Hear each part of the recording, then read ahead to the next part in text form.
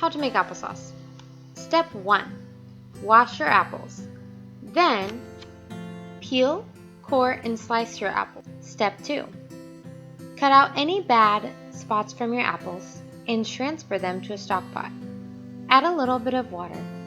Place on the stove over medium heat, stirring occasionally. Step 4. Burn it. Oh no! What? I'm not sure that this is any good if the apples are burnt. There's no way to rescue it.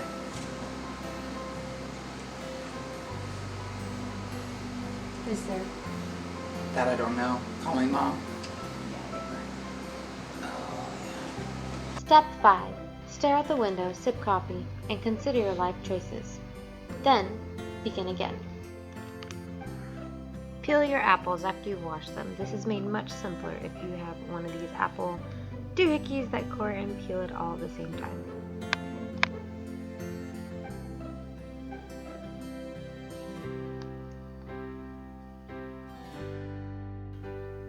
Fill your crockpot with as many apples as will fit. If you need to, borrow more crockpots. I probably should have. Just get a row of crockpots going at this point. Remove any of the bad spots from the apples and dump them into the crockpot bowl, or the crock.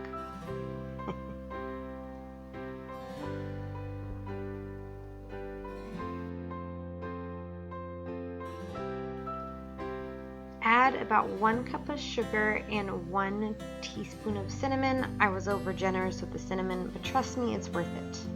Don't worry about it being not sweet enough yet, because you will be able to sweeten it again later. And add between 1 and 2 cups of water so that the apples don't stick. Trust me, it matters. Hashtag see the beginning of the video if you're in doubt as to why. Stir it in. Put your crock pot on high, so that's probably your 4-hour setting, and leave it alone. When you come back, go ahead and use a whisk to beat the apples into annihilation until it becomes a sauce. This is strangely satisfying, I'm not even gonna lie. It was probably the funnest part. I decided to add more cinnamon and some more sugar to mine because let's make it taste like dessert. Right? I mean, why else do you eat applesauce? This is not the unsweetened version. Stir it in really good and make sure it gets completely incorporated. Add your canning jars to the steamer, or to the water bath canner, and let them do their thing and steam away. It's going to take about 10 years to boil this water, so if you plan on canning apples in the next decade, you might as well get the water going today.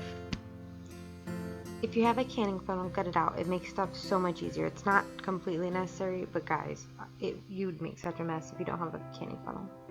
Ladle your hot applesauce into hot jars. This is super important because you want to make sure that they're all the same temperature so nothing breaks. How terrible would it be to put all this effort in and then have a broken jar? Once the jars are full, use a damp paper towel or a damp cloth to wipe off the rims of the jar.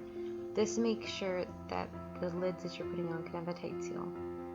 Add your lids and then add your wings to them and tighten them to finger tight.